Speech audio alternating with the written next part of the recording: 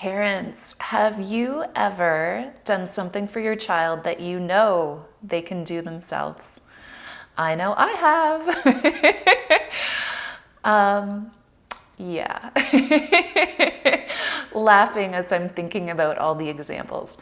So, the need for independence is a need that is in all humans, and at different points in time, it can look very different. You know, a toddler need for independence might look very different from a teen need for independence.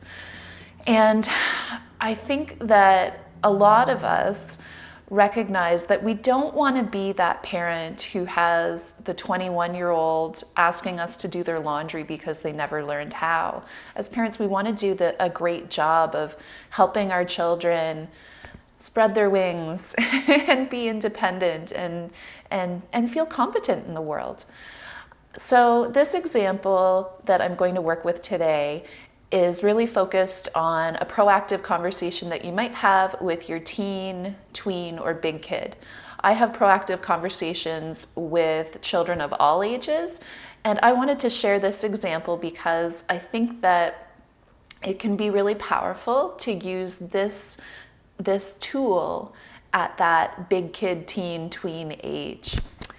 So the point of a proactive conversation is not actually to push through a strategy that you think would work.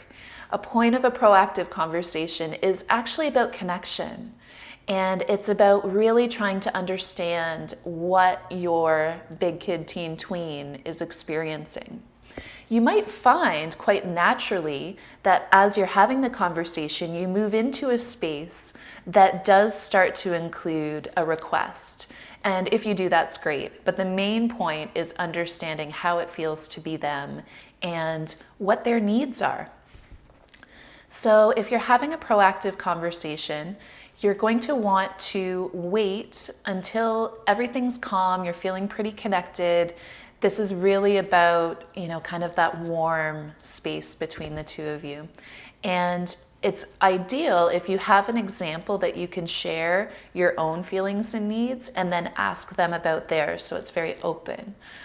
I'll do a little example right now just so that you can sort of hear what I'm talking about.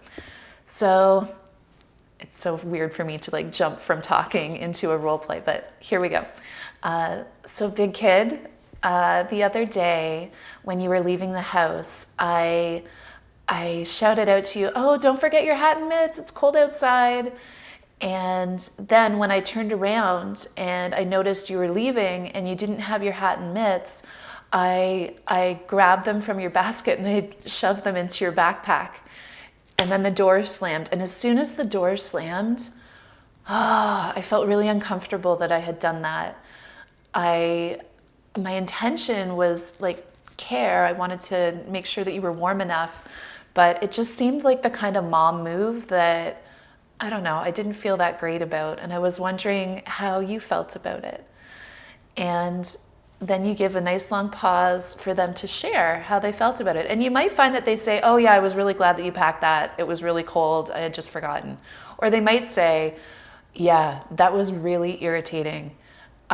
You're the one who's always cold. You're the one who always needs hat and mitts. I'm warm. Plus it's morning right now. It was going to warm up during the day. I really didn't need them. And it was irritating to me every time I looked in my bag and saw the hat and mitts that you put in there."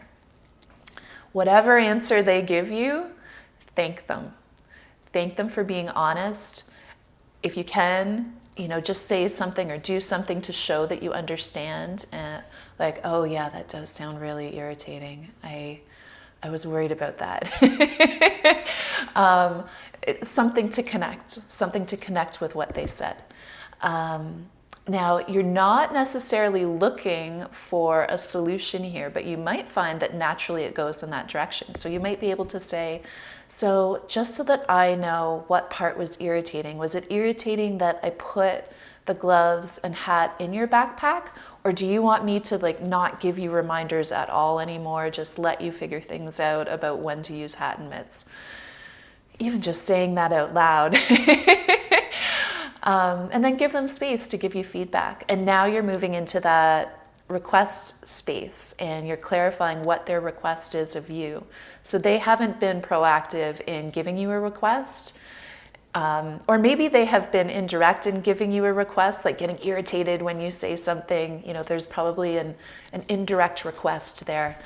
But yeah, you're thanking them for sharing, you're thanking them for the clarity, and then it also opens up some space for you to ask them, are there any other areas that they want to be more independent? So, you know, are there any other things that you really wish that I would take a step back and let you figure out on your own? And now you're getting into, you know, more spaces of, okay, that's where they want to start. That's where they feel comfortable taking initiative and exploring their independence. Now, the tricky part is, as parents, we have to know when to step back and let go. And I'll do another video on that one and that particular topic. But the beauty of this proactive conversation is opening up the conversation to learn more about where they wish to be expressing their independence or practicing their independence. And through this proactive conversation, you're really trying to meet your teen's need to be seen and to be heard and understood. And that's a deep need for everyone. It's especially important at that teen stage. You're also giving them space to express how they wish to meet their need for autonomy and independence. And just the act of asking them and getting input will strengthen the connection between the two of you. So even if there's no requests that come out of it, just asking and opening up the door to those conversations should feel empowering to them. You might also find that your needs as a parent are met in this conversation, not just your connection needs, but perhaps also your need for contribution to their life. You're trying to figure out how you can support them and be the kind of parent that you're hoping to be.